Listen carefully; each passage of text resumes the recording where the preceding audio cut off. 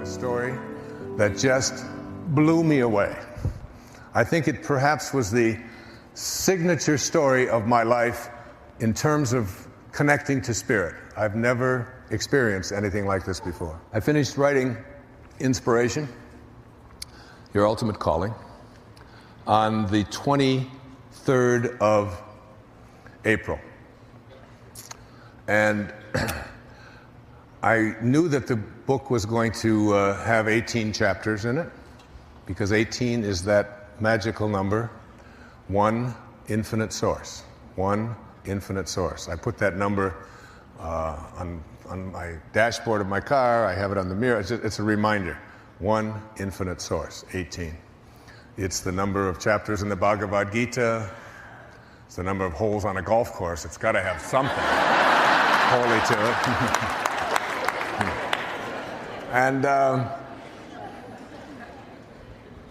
so I had 17 chapters written, and I was thrilled to have that completed. But I still had one chapter to go, but I was holding that off until my birthday on the 10th of May. And I knew what that last chapter was going to be, my experience of living an inspired life, just telling it on my birthday, right around 3:13 or so in the morning. So I was essentially done. And I went for a walk that day, and when I finished that chapter, that 17th chapter, I told a story in there about my friend Jack Boland. He passed away about 12 years ago. Jack was a Unity minister in Detroit, a man who, when I wrote Your Erroneous Zones 3 decades ago, called me up and asked me if he could put together some tapes on it, and would I give him permission. And he had started a Unity church over on the east side of Detroit, and asked me if he could use that. I said, absolutely. And over the years, I began to speak at his church and his congregation, and come to Detroit a lot, my home, and we became very close. We became like brothers. And he got very sick, and he had cancer throughout his back and so on. And I went with him to my friend Deepak Chopra's place, the Ayurveda Center out in Massachusetts. During the day, we would go out, and then in the evening, he would come in, and Jack always had to have a story. He had to tell a story. And he started talking to me about these wonderful little creatures called monarch butterflies, and how much he loved them. And the reason that he loved them, he said, Wayne, these are the most amazing little things in the world. I mean, they've got a brain the size of a pinprick, just no brain, essentially, and they're made out of tissue paper, like toilet paper. They're just flimsy little things, and they come out, and they come out of a chrysalis on a branch in a tree in Brazil. Now they don't have a brain, and they're made out of toilet paper, essentially, and they fly to Nova Scotia, 4,385 miles away. And they spend some time there doing whatever you do in Nova Scotia if you're a monarch butterfly. And then they turn around, these pinprick brain toilet paper insects, and they fly all the way back to Brazil. But not only do they go back to Brazil, they go back to the same tree. Not only do they go back to the same tree, they go back to the same branch. And they start the whole process all over again with another cocoon. I mean, it's like, I've got a brain that's supposed to be pretty good size. I leave my cell phone in the bedroom. I did this just the other day, and I walk out of the bedroom, I can't find my cell phone. I have to call the number on another phone, and I'm listening to this funny little sound and looking under pillows. I know it's over. I had to call twice because I didn't want to get charged for the first call. Well, anyway, and these things can find the same branch that they came out of a cocoon on. So anyway, he would tell me about the miracle of these things. All right. So I wrote that whole story. The 17th chapter is about the language of spirit, how spirit speaks to us in ways that we're not even aware of. It speaks in terms of alignments. when things align, when the same numbers appear, the same ideas keep showing up, when these kinds of alignments show up. So I called my editor, Joanna, who's here tonight, who's edited everything I've done for the last 30 years or so, and only person in the world who can read my handwriting. I read her the story of Jack and the monarch butterfly, and I called my friend, the president of Hay House, who's my publisher, who's also here tonight, Reed Tracy, my best friends in the world. And I read both of them the story. All right? And then, because I always do that when I finish a chapter, I read it to just see what it sounds like.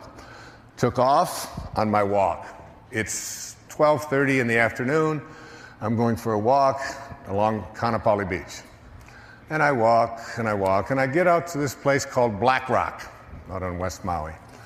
And I'm walking there, and I'm at peace, and I'm going to meditate, and I got my cell phone with me, I found it, and a monarch butterfly flies right out of the tree, and I don't think I've ever seen monarchs there before. Right? A monarch butterfly flies out of the tree and circles and lands right there, 3 feet in front of me.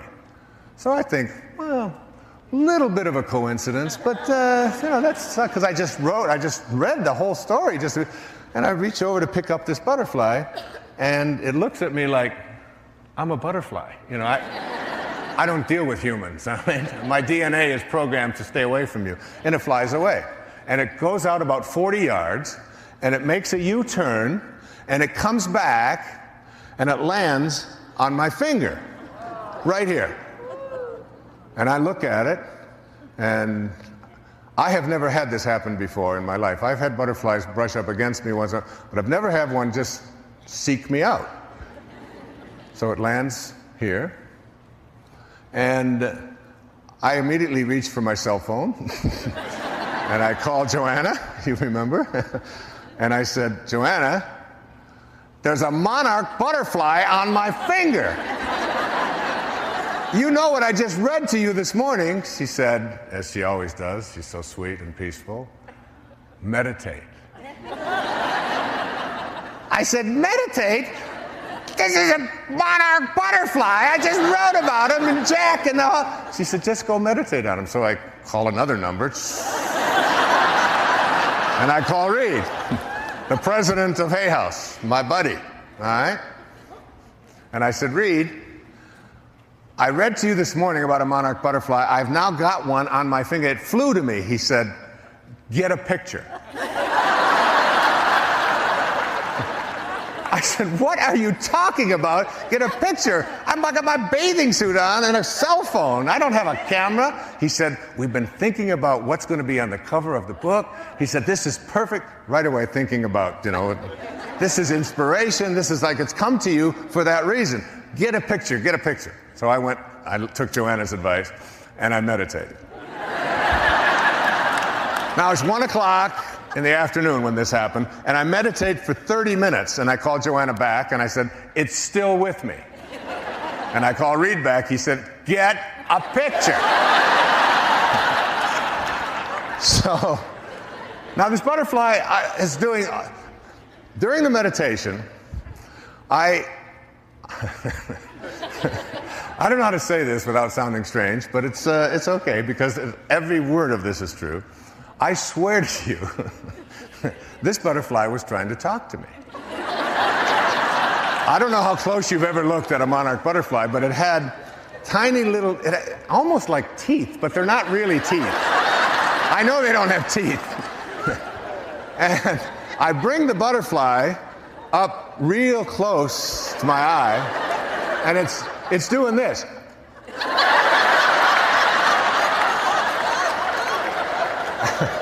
I swear. And I said, Jack? Because I had just written about him. I thought it was Jack. And then I took the butterfly and I put it over by my ear in case it was making little sounds and it had a little, I was just totally freaked out by this thing because it's now been an hour It's been an hour. It's now, and it won't go. It's like I take it over here, I put it over on this finger, it's over here, and it won't go. And I'm going, okay, that was not, it won't leave. It's just connected to me. So I walk, I said, maybe Reed's got a point here. Maybe we need to get a picture of this thing. So I decide to walk back to where I live.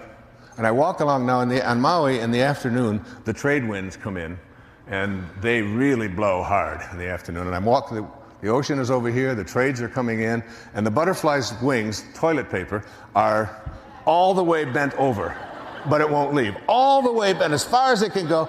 And then I come back and I get out of the wind and it goes, it's like flashing and making sounds, and I hold it up.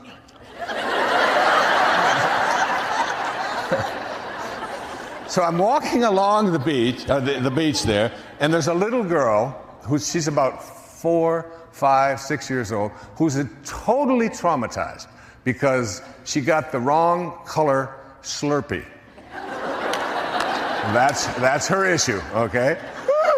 Giving her mother more grief, I want to tell her about Immaculate in the bathroom. I want to tell her, she, I didn't want purple, I wanted yellow, and you gave me purple Slurpee. I hate purple Slurpees. Going on and on. It's real. So I tap her on the shoulder, tears are running. I said, you want to see my pet butterfly? I did. She said, what's his name? What's his name? What's his name? I said, Jack. This is Jack. I did. And she went from, I don't know how to say this. She went from pissed to blissed, okay? I don't know if they can use that. She went from, being so upset to just this total state of bliss in just 1 second. The tears dried up. She smiled. She wanted to know if she could take it home. I said, no. What are you talking about? This is my butterfly, I get all the way back to where I'm going. It's now about 1:30 in the afternoon. About an hour and a half has gone by. I live in a place where they have a concierge downstairs, and there's a pool there, and there's a girl there. Her name is Cindy.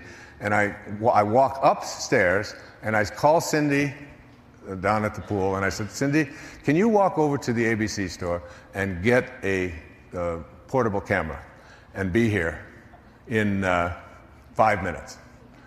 She said, you want me to come to your apartment with a portable camera in 5 minutes? I said, yes, I do. She said, why? I said, I want you to take a picture of me and my butterfly.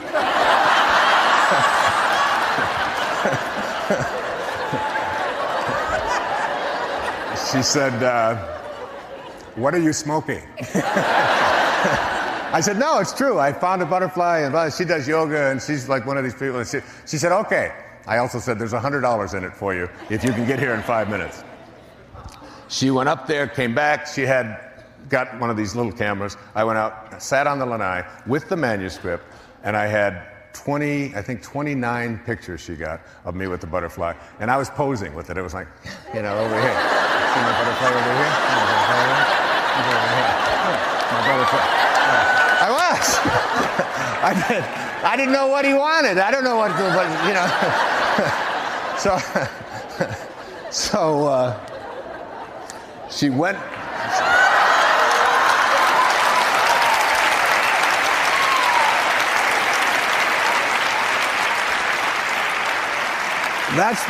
That's the actual butterfly.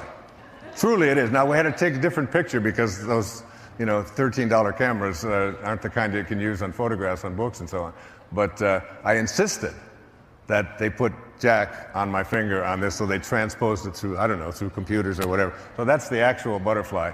And if it flies out of there right now, I'm going to fall down, all right? I promise you. So I get back, she went, took the camera in, got the pictures developed. It's now around 2 o'clock in the afternoon. So it's been, or 3 o'clock in the afternoon. It's been 2 hours. Right? But now I don't know what I'm going to do with this butterfly. What do you feed a butterfly? Do I get a leash? Do I get a cage? Am I going to keep him? Do I, get rid of him? Whatever. I didn't know what I was going to do with it. But I set it down on the manuscript that I had handwritten that morning where I talked about Jack and the monarch butterfly, and I set it on there, figuring it maybe recognized that this is where it came from or whatever. I had it walking around on there, and I went back, took a shower, it was gone, did a little meditation, did a little work, and so on. Came back, butterfly is still there. 2.5 hours. And I reached down after having taken a shower, and I put my finger down there, and the butterfly looked back up at me just like it did when I went to pick it up down here, as if to say, who are you and what are you doing? And I'm going to show you that I'm not sick and this isn't an accident. And it took up and it circled me and it took off straight out towards the ocean, made a circle, and was gone. All right? And that's my butterfly story.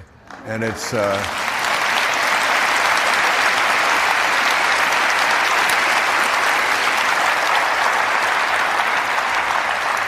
And what I'm suggesting to you is that you pay attention to the powerful things that show up in your life, and that these things that we call coincidences and so on are much, much more aligned with spirit than you may have ever thought them to be. There are no accidents in a universe which has an organizing intelligence that supports it and creates it. And anything like this, any of these kinds of things, can be very powerful messages. It's the language of spirit speaking to you. And there's no doubt whatsoever, no matter what anybody thinks, that I don't know that was Jack. And if you're in a place where there are no beginnings and there are no ends, and there's no north and there's no south and there's no up and there's no down, that means it's infinite and there's only one place. And if you're in a place that only has oneness in it, then it can be anywhere it wants to. That spirit can enter onto Maui on a butterfly just as easily as it can enter into a butterfly in Brazil or any place else. There's no space, there's no place. I said that I would like to talk about the 3 levels of consciousness, A being individual consciousness or ego consciousness. And I said that there are 2 people inside each and every one of us. The first one is the ego. The second person inside each and every one of us is what I call the sacred or the higher self. And this sacred or higher self really doesn't care whether we win or lose or how much we get or who we're better than or how much we have. It's not interested in that. This part of us that lives in every single one of us only wants one thing. It wants us to be at peace. At peace. And it wants to choose peace. As it says in the Course in Miracles, I can choose peace rather than this.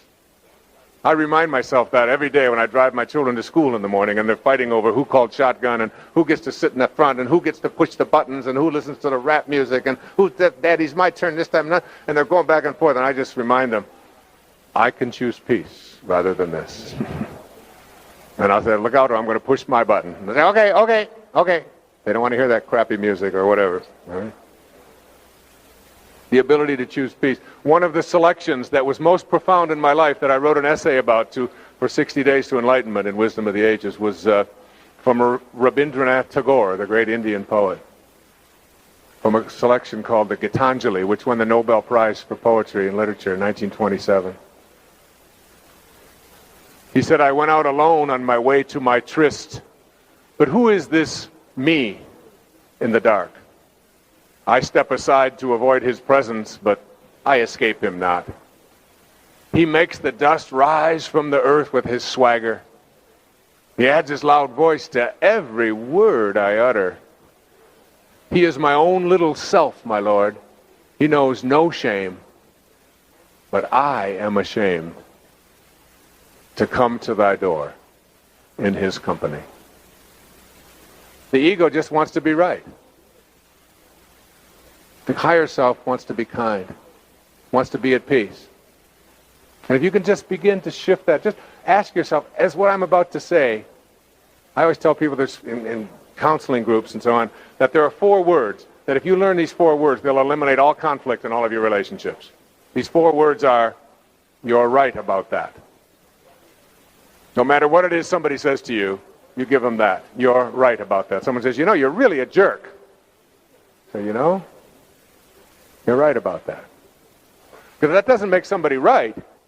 She'll say something to me, you're supposed to be home at 7:15 and it's now 6:30. There was a time when I used to say, wait a minute, you're not my mother. I don't have to explain to you when I come home. I'm the one that's out working, and who do you think buys all these, there was all that ego stuff that was a part of my life. You've all heard those before, right? Now I just simply say, honey, she said, don't hold those 4 fingers up. I hate it when you do that. Now I notice she holds the 4 fingers up, but she's doing it one at a time. She's going like,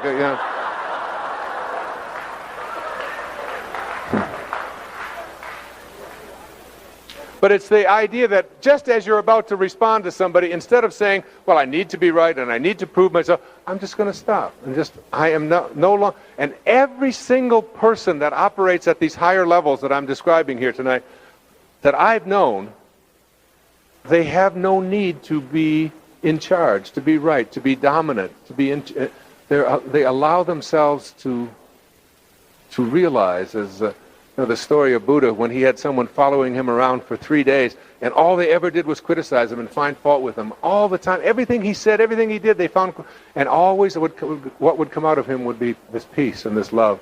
And finally, after 3 days, the man who was criticizing him said, I don't understand. I've done nothing but insult you for 3 days and make a fool of you, and you always respond with kindness and love. He said, how can you do that? And the Buddha said these magical words. When someone offers you a gift and you don't accept that gift, to whom does the gift belong? So if someone offers you a gift of their anger, their hatred, their insults, but you don't accept it, who owns the gift? And why would you go around being upset about something that belongs to someone else? It's not yours in the first place. That's a higher level of awareness. That's being able to choose peace.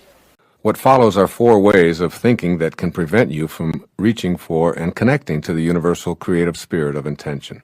First, thinking about what's missing in your life. To match up with intention, you first have to catch yourself in the moment that you're thinking about what's missing, and then shift to intention. Not what I find missing in my life, but to what I absolutely intend to manifest and attract into my life, with no doubts, no waffling, and no explaining. Here are some suggestions I'm going to offer you to help you to break the habit of focusing your thoughts on what's missing. Play a version of the match game and match up with the all-creating force. Here's a no match. I don't have enough money. Here's a match. I intend to attract unlimited abundance into my life. Here's a no match. My partner is grouchy and boring. Here's a match. I intend to focus my thoughts on what I love about my partner. Here's a no match. I'm not as attractive as I'd like to be. Here's a match. I'm perfect in the eyes of God, a divine manifestation of the process of creation. This isn't a game of empty affirmations. It's a way of matching yourself to the power of intention and recognizing that what you think about is what expands. If you spend your time thinking about what's missing, then that's what expands in your life. Monitor your inner dialogue and match your thoughts to what you want and intend to create. Here's a second way of thinking. Thinking about the circumstances of your life. If you don't like some of the circumstances of your life, by all means, don't think about them. This may sound like a paradox to you. In this match game, you want to match up with the spirit of creation. You must train your imagination, which is the universal mind running through you, to shift from what you don't want to what you do want. All of that mental energy you spend complaining about what is, to anyone who will listen, is a magnet for attracting more of it into your life. You, and only you, can overcome this impediment because you've put it on your path to intention. Simply change your inner speech to what you intend the new circumstances of your life to become. Practice thinking from the end by playing the match game and by realigning yourself with the field of intention. Here's a few examples of a no match versus a match for what is inner dialogue about the circumstances of your life. No match. I dislike the work I'm doing and the fact that I'm not appreciated. Match. I'll act upon my inner intuitive impulses to create the work or job of my dreams. No match. I hate the fact that I'm sick so often and always seem to be getting colds. Match. I am divine health. I intend to act in healthy ways and attract the power to strengthen my immune system in every way I can. See, you must learn to assume responsibility for the circumstances of your life without any accompanying guilt. The circumstances of your life aren't the way they are because of karmic debt or because you're being punished. The circumstances of your life, including your health, are yours. Somehow they showed up in your life, so just assume that you participated in all of it. Your inner speech is uniquely your own creation, and it's responsible for attracting more of the circumstances that you don't want. Link up with intention. Use your inner speech to stay focused on what you intend to create, and you'll find yourself regaining the power of your source. 3, another way of thinking is thinking about what always has been, which is an obstacle. When your inner speech focuses on the way things have always been, you act upon your thoughts of what's always been, and the universal all-creating force continues to deliver what always has been. Why? Because your imagination is a part of that which imagined you into existence. It's the force of creation, and you're using it to work against you with your inner speech. Imagine the absolute spirit thinking like this: I can't create life anymore because things haven't worked for me in the past. There have been so many mistakes in the past, and I can't stop thinking about them. How much creating do you think would occur if spirit imagined in this way? How can you possibly connect to the power of intention if your thoughts, which are responsible for your intending, focus on all that's gone before you, which you abhor? The answer is obvious, and so is the solution. Make a shift and catch yourself when you're focusing on what always has been, and move your inner speech to what you intend to manifest. You'll get points in this match game by being on the same team as the absolute spirit. Here's a no match. We've always fought in this relationship. Here's a match. I'll work at being peaceful and not allowing anyone to bring me down. Here's a no match. My children have never shown me any respect. Here's a match. I intend to teach my children to respect all of life, and I'll treat them in the same way. The match items reflect a rapport with the originating spirit. The no-match statements represent interference that you've constructed to keep you from matching up with intention. Any thought that takes you backward is an impediment to manifesting desires. The highest functioning people understand that if you don't have a story, you don't have to live up to it. So get rid of any parts of your story that keep you focused on what always has been. And finally, a 4th way of thinking that's an obstacle to connecting to intention is this: thinking about what they want for you. There's probably a long list of people, most of them relatives, who have strong ideas about what you should be doing, how you should be thinking and worshiping, where you should be living, how you should be scheduling your life, and how much of your time you should be spending with them, especially on special occasions and holidays. Our definition of friendship, thankfully, excludes the manipulation and guilt that we so often put up with in our families. Practice catching yourself when you have a thought of what others want for you, and ask yourself, does this expectation match up with my own? If not, simply laugh at the absurdity of being upset or frustrated over the expectations of others about how you should be running your life. This is a way to match up and become impervious to the criticisms of others, and simultaneously put a stop to the insidious practice of continuing to attract into your life something you don't want. Here's a few match, no match opportunities to observe here. A no match. I'm so annoyed with my family, they just don't understand me, and they never have. Match. I love my family. They don't see things my way, but I don't expect them to. Here's a no match. I make myself sick trying to please everyone. Here's a match. I'm on purpose and doing what I signed up to do in this lifetime. Here's a no match. I feel so unappreciated by those I serve that it sometimes makes me cry. Here's a match. I do what I do because it's my purpose, and my destiny is to do so. My sister-in-law, Marilyn, was driving on the Lodge Freeway in Detroit with her husband, my brother, and their 3 children in the back seat. Now, she is a hardcore, linear, left-brain skeptic. I mean, you had to show me. Otherwise, it doesn't exist for her. Medicine was her model. Anything that has to do with the mind, very skeptical. This car jumped the guardrail on the other side, on the southbound lane, and landed right in her face at 60 miles an hour. She saw the wheels coming and land right there. Every bone in her face was broken. Her kidneys were punctured. She had internal bleeding and was in intensive care for 13 weeks.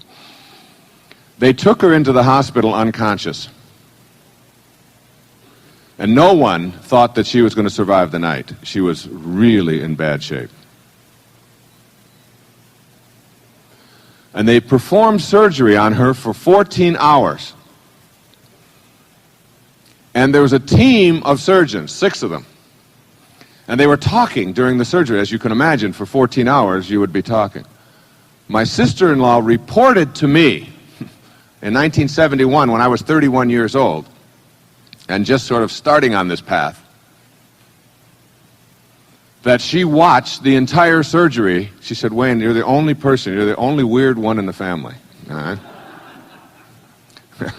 And you're weird enough to believe this, you know. So anyway, Marilyn said to me, Wayne, she said, what happened is that I left my body. And she said, I went up to the corner of the room. I was surrounded by this light, and I was in the presence of God. It was like a consciousness. It was like, I can't describe it because it doesn't have boundaries. It didn't have form, but it was a magnificent light. And I was there, and there was this tunnel. And I could have gone through this tunnel, and I had the choice, and it was so peaceful, and it felt so good. It was the most blissful I've ever been in my life. And she said, and I watched the surgeons performing on me, and I watched them working on my body, knowing that that wasn't me. When she came out of it after 14 hours of surgery, there were 2 of the surgeons, they were voting on whether they should continue this or not, or whether they should just pull the plug. She had very little heartbeat at all, and she was so badly punctured internally, and her bleeding was so bad, and there was infection and so on, that they just didn't think she would, and if she did survive, they thought it was. So 2 of them were saying, let's just give up on this, you know, and go on to other people. The 4 doctors prevailed, who said that we really believe that we can save this person. And Marilyn then made it. She had 3 little children, my 2 nephews and 1 niece, were in the backseat. They were just little children at the time, 2, 4, and 5. And Marilyn decided that she could re-enter, even though it was painful and didn't want to do it. She was given, it's like given the choice. And she went back.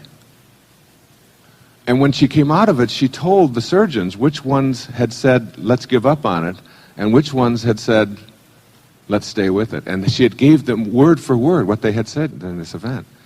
And she said it was at that time that I became really, truly aware. And she said since then, she has gotten to meet some of what they call NDEers, near-death experiences.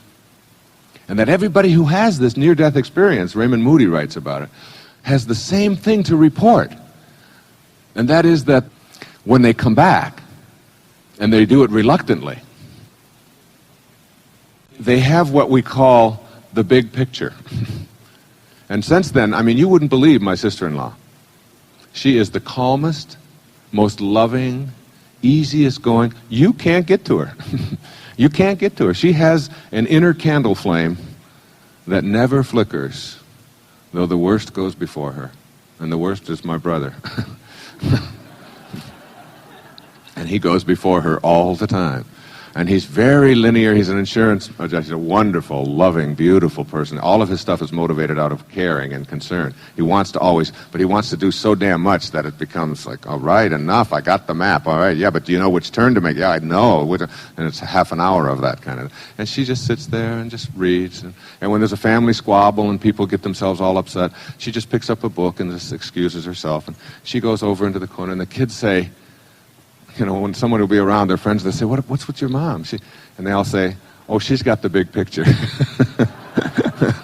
It's like having the big picture. And these people, all of them report when they come back from that, they have this like near-death experience.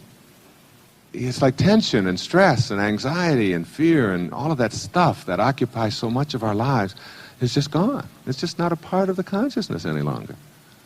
My suggestion is that we don't have to have that kind of traumatic event happen to our form to understand the universal principles and to surrender to them and to make them work every day in our life. That we don't have to go there. That we can unmuddle all of this metaphysical psychobabble, jargons kind of stuff and begin to live the spiritual life and have the understanding that we are truly spiritual beings having a human experience, and that the quality of that human experience is only available to us through our thoughts, through our mind, through our divine connection. And that whatever your religious belief, whatever label you place on yourself, try not to think of yourself as Christian. try to be Christ-like, and you'll know what I'm talking about. Try not to think of yourself as Jewish, but be Jehovah-like, or Buddha-like, or Muhammad-like. These were not people who were asking anyone to deify idols and wooden deities and an orthodoxy. But instead we're talking about kindness and love and forgiveness and gentleness and spirit, and that we're all connected, and you begin to live that way. And it's really quite an easy thing to do.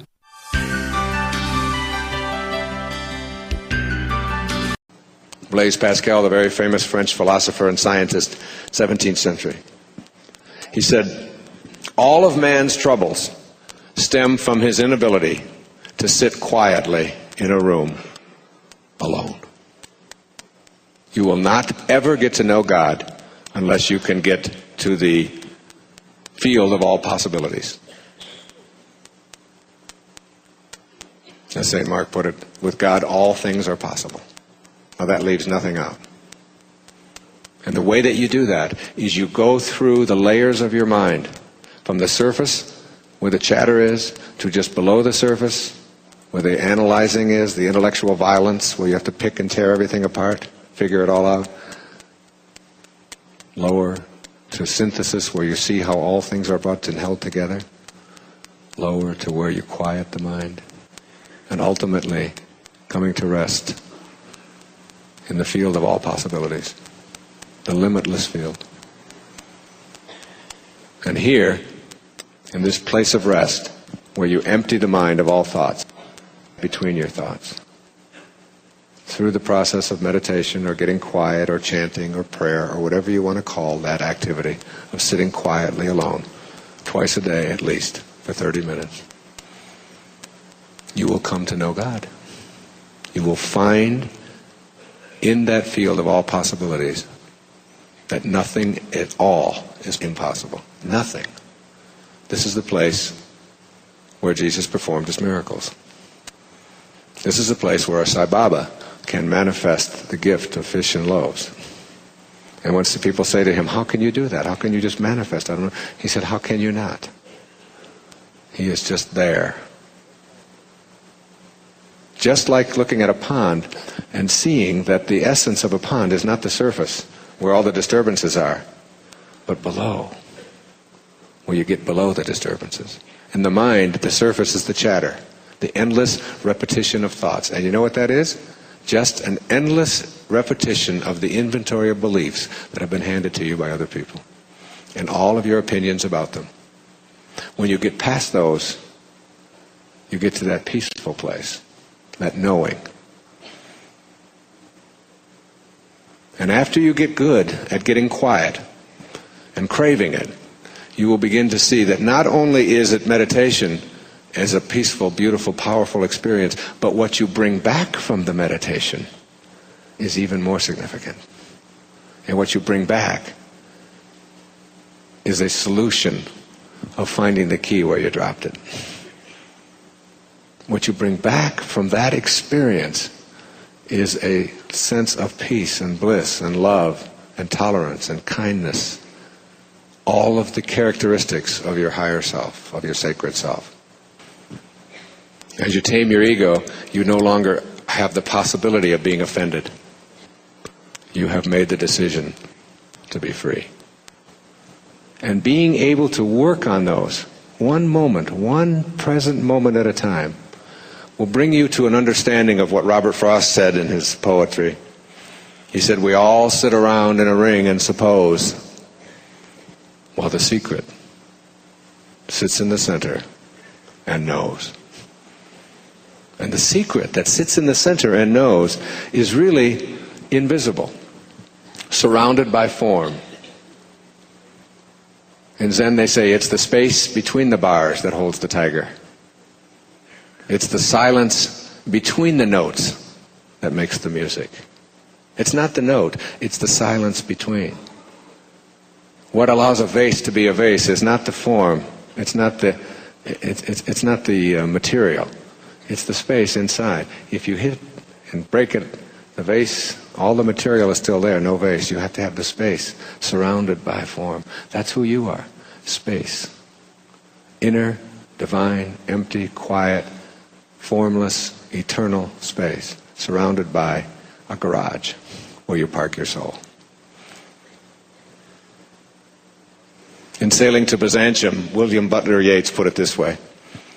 He said, "An aged man is but a paltry thing, a tattered coat upon a stick, unless soul clap its hands and sing, and louder sing, for every tatter in its mortal dress." Without that soul, without that divine, silent, empty, invisible, formless, eternal space within us, we're just tattered coats on a stick.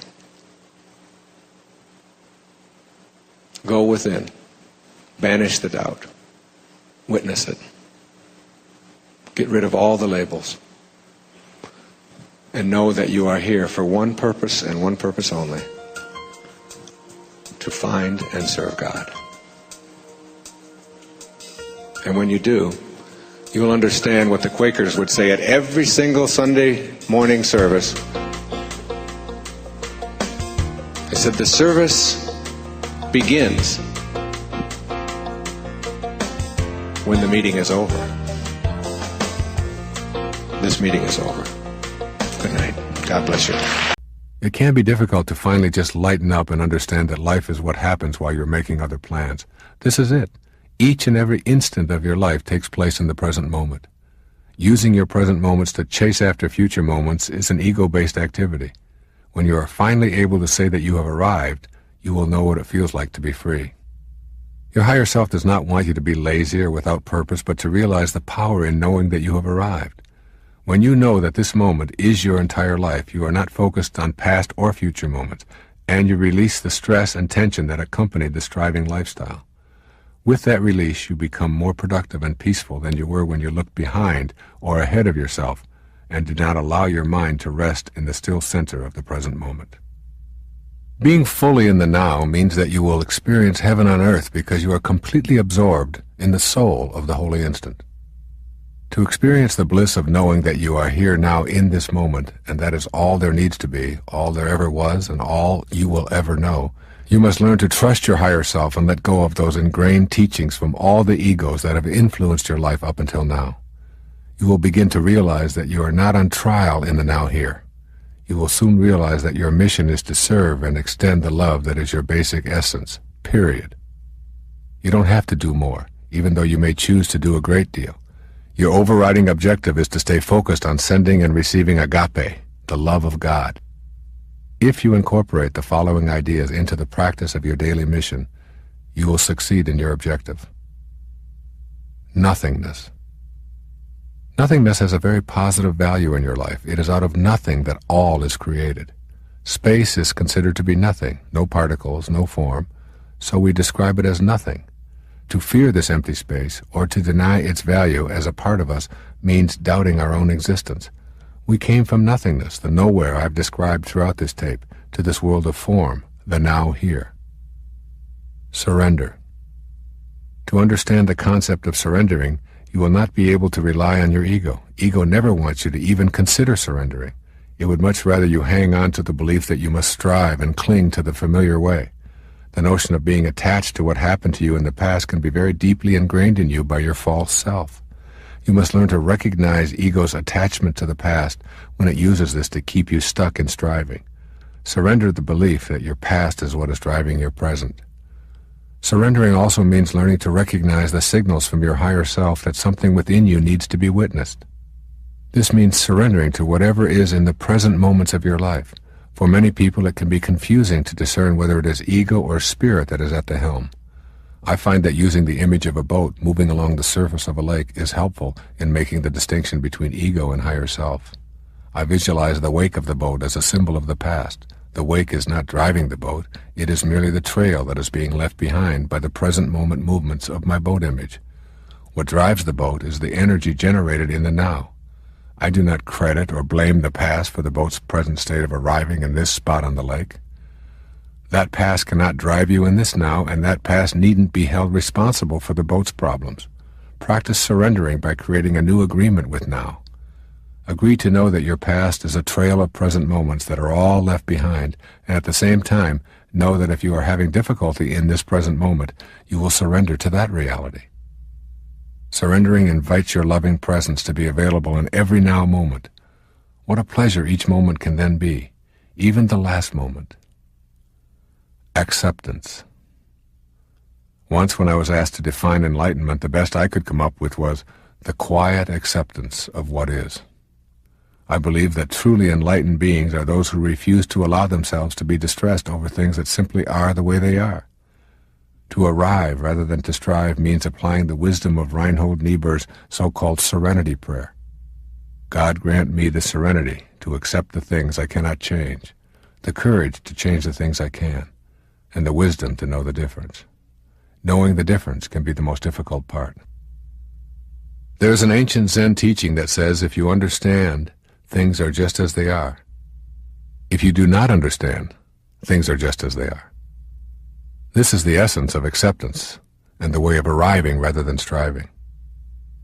Bewilderment. Your physical being is an enormous miracle. Its thousands of working parts function with a divine organizing intelligence. Consider your blood circulation, air inhalation, and oxygenation, your eyes, muscles, and bones, all responding to a brain and nervous system that is beyond comprehension. There are miles of arteries and veins, intestines with infinitely tiny microbes, all working in unison with that divine intelligence that creates the body you occupy. To be in a state of bewilderment, stop and behold the wonder of you. Allow yourself to enjoy the bewilderment and awe of who and what you are. There is the miraculous machine that houses you, and there is the incomprehensible mystery of the ghost in the machine that is your mind and soul observing all. Patience. Our loving presence offers us the infinite patience that originates with God. It has taken me over 50 years to know many of the concepts I have talked about on this tape. God has been patient. I have done things in my life that today make me shudder in contempt, yet God somehow stuck it out with me, patiently seeing the potential for something grander. I have stolen and shoplifted in my earlier days, lied all too frequently, been promiscuous and unfaithful, used substances, and through all this and much, much more, God showed me her infinite patience. The stories of the lives of St. Paul and St. Francis of Assisi describe the same kind of patience. This infinite patience is available to you at all moments. Regardless of where you have been, how you have lived, or how much you have relied upon your false self, God's infinite patience is ever present. One of the great teachers in my life was Paramahansa Yogananda, a man who came out of India to teach the ways of the higher self to the people of the West. I've read many of his speeches and have found great comfort in his writings as well as reading about his life. I offer you one of my favorite sayings to ponder as you move toward an awareness of arriving rather than striving. Seek spiritual riches within, he reminds us. What you are is much greater than anyone or anything else you have ever yearned for. That is the voice of your higher self reminding you to quietly accept yourself and turn off the yearning. You are never going to get it all. You are it all already. Someone just sent me recently a video that said the Steve Jobs top 10 rules for success, and I went through the whole thing. It was about a 40-minute video, and I just started watching it. It was various times that Steve Jobs had been interviewed, and they went through his various success themes. And I think this story just summarizes about all 10 of them. It's called Why Do Ducks Quack and Eagles Fly? Years ago, this is in the Manila paper. Years ago, my friend Harvey McKay told me a wonderful story about a cab driver that proved this point. He was waiting in line for a ride at the airport. When a cab pulled up, the first thing Harvey noticed was that the taxi was polished to a bright shine. Smartly dressed in a white shirt and black tie and freshly pressed black slacks, the cab driver jumped out and rounded the car to open the back passenger door for me. He handed my friend a laminated card and said, "I'm Wally. I'm your driver. While I'm loading your bags in the trunk, I'd like you to read my mission statement." Taken aback, Harvey read the card. It said, "Wally's mission statement. Quote, to get my customers to their destination in the quickest, safest, and cheapest way possible in a friendly environment, unquote. This blew Harvey away, especially when he noticed that the inside of the car matched the outside spotlessly clean. As he slid behind the wheel, Wally said, would you like a cup of coffee? I have a thermos of regular and one of decaf. My friend said jokingly, no, I'd rather prefer a soft drink. Wally smiled and said, no problem. I have a cooler up here in front with regular and Diet Coke, water, and orange juice. Almost stuttering, Harvey said, I'll take a Diet Coke. Handing him his drink, Wally said, if you'd like something to read, I have the Wall Street Journal, I have Time, Sports Illustrated, and USA Today. As they were pulling away, Wally handed my friend another laminated card. These are the stations I get and the music they play, if you'd like to listen to the radio. As if that weren't enough, Wally told Harvey that he had the air conditioning on and asked if the temperature was comfortable for him. Then he advised Harvey of the best route to his destination for that time of day. He also let him know that he'd be happy to chat and tell him about some of the sights, or, if Harvey preferred, to leave him with his own thoughts. Tell me, Wally, my amazed friend asked the driver, have you always served customers like this? Wally smiled into the rearview mirror. No, not always. In fact, it's only been in the last 2 years. My first 5 years driving, I spent most of my time complaining, like all the rest of the cabbies do. Then I heard this personal growth guru, Wayne Dyer, on the radio one day. He had just written a book called You'll See It When You Believe It. Dyer said that if you get up in the morning expecting to have a bad day, you'll rarely disappoint yourself. He said, stop complaining, differentiate yourself from your competition. Don't be a duck, be an eagle. Ducks quack and complain, eagles soar above the crowd. That hit me right between the eyes, said Wally. Dyer was really talking about me. I was always quacking and complaining, so I decided to change my attitude and become an eagle. I looked around at the other cabs and their drivers. The cabs were dirty, the drivers were unfriendly, and the customers were unhappy. So I decided to make some changes. I put in a few more at a time. When my customers responded well, I did more. I take it that it's paid off for you, Harvey said. It sure has, Wally replied. My first year as an eagle, I doubled my income from the previous year. This year, I'll probably quadruple it. You were lucky to get me today. I don't sit at cab stands anymore. My customers call me for appointments on my cell phone or leave a message on my answering machine. If I can't pick them up myself, I get a reliable cabbie friend to do it, and I take a piece of the action. Wally was phenomenal. He was running a limo service out of a yellow cab. I've probably told that story to more than 50 cab drivers over the years, and only 2 took the idea and ran with it. Whenever I go to their cities, I give them a call. The rest of the drivers quacked like ducks and told me all the reasons they couldn't do any of what I was suggesting. Wally, the cab driver, made a different choice. He decided to stop quacking like ducks and start soaring like eagles. No one can make you serve customers well. You make that choice. That's because great service is a choice. And at the end of the story says, I hope that this story will serve as a motivation not only for our advocates, but also for people to look at things differently and make a choice to succeed in spite of everyday problems in life. Isn't that a great story? I love that. I'd like to give that to a couple of waiters I've had recently. Yeah. That weren't very happy to be where they were. Well, you know, it's applicable to virtually everything. You don't even have to be out there working. It's applicable to how you run your family and how you run your home and how you go shopping. Virtually anything that you do, and including how you keep your own car and your own home and everything else. It's like if you change the way you look at it, and what he did is he heard this. I used to give this talk called Ducks and Eagles. This goes back many, many years. And I would talk about how eagles soar above the crowd and all of that, and ducks kind of just quack around and lay on the, always on the ground, and they're always stepping in their own duck shit and things like that. and eagles just had to soar above all of that, and learning how to be, how to change your attitude towards virtually everything that you do. What a great lesson in that. The idea that you take, there's a rule, it's called the 80-20 rule. And in the 80-20 rule, it says everything that you have, all of your stuff, 20% of it is what you use. all of your clothes in your closet, 20%, you just keep using the same 20% over and over. 80% of the clothing that you have in your closet, for so many people, is something that you never use, you don't wear. You look at it, you store it, you think, well, there might come a day, oh, I can't part with that, even though you've been carting it around. Every time you move it and you put it. Take the 80% that you don't use, says Lao Tzu, and give it away. Give it away. Lao Tzu said that when your cup is full, stop pouring. When your cup is full, stop pouring.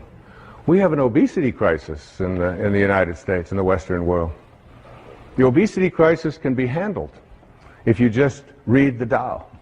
If you realize, in verse 33, it says, if you realize you have enough, you are truly rich. If you could just learn something called portion control, where you just take a bite and you say, is my cup full? Stop pouring. Stop pouring.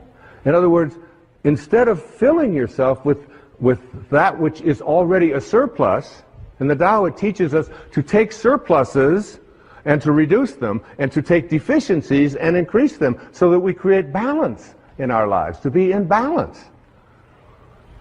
You can take the jewelry that you don't use. You can take the clothing, and then once you've given away the 80% that you don't use, take one of the things that you really like and practice giving that away. It's such a wonderful way. Listen to this poem. It was written by a great Persian poet named Hafiz. It says, even after all this time, the sun never says to the earth, you owe me. Just look what happens with a love like that. It lights up the whole sky. It lights up the whole sky. There's no owing. There's no owing. You don't have to be, you can practice living a state of contentment. This was so powerful for me. You just can't imagine how good it felt for one entire year to walk through every day and say, I'm content. I'm content. I start out every morning of my life. The first words, Hafiz says, if there's only one prayer that you say every day, make it thank you. Just say thank you. That's how I start. Wake up, thank you, God. Thank you. Thank you, Source. Thank you, Tao. Whatever you want to call. The opening line of the Tao says, the Tao that can be named is not the Tao. As soon as you put a name on it, it dissolves. There's no name for it. It's just endlessly, invisibly, constantly in a state of creating out of a state of love. I asked if I could have water on the stage. They did it. They figured it out. There's Now, I'm going to try to get some of this water, okay? So you get down here and you just, I'm going to just scoop this up. And okay, now tighter you hold it, the less chance you have of doing anything with it, isn't it? How can I experience water? The way to experience water is to just get soft. Just get unbending. And there it is. That's what water is. The minute I grasp it, the minute I try, and Lao Tzu is saying the same thing is true in everything in your life. The more you grasp, the more you try to hold on to it, the more you try to be rigid with it, the less control you have of it. The softer you are, the less rigid you are, the more flexible you are as a person, the more you can accomplish. In reading the Seth material, Jane Roberts said that we are awake at the wrong time and asleep at the wrong time. That the best time to be awake is between 3 and 6 a.m., wherever you are. And that, she said, virtually every single one of you, and I'd like to put you to this test, every one of you will receive a wake-up call from God between 3 and 6 a.m. You will wake up for a moment, note the time, and then listen to your ego and go back to sleep. Or maybe get up if you got a prostate problem and get right back into bed and say, well, it's 3:30, I don't get up at 3:30 in the morning. Only a fool would do that, you see. And that the best time to be asleep is between 3 and 6 in the afternoon. And that between 3 and 6 in the morning is when the world is silent. And you will, and I've learned this after 6, 7 months of doing this, I've learned that I am the most clear in these hours. And I have begun to have this awareness after 6 months now of being up in these hours. That I am losing the paradigm that I was stuck in. And the paradigm that I was stuck in says, if you don't get enough sleep, you're going to be very tired for the rest of the day. And I've only had, let me see how fit I am and how good I feel. Where's my watch? Where's the clock? I've got to find out, well, let's see, I went to bed at 11, 4 hours. It's going to be a deficit of 4 hours, so I'm going to be sleepy all the rest of the day, and then I'm not going to get this done, and tonight we've got to go here, and I'm going to be sleepy then. I'm going back to sleep.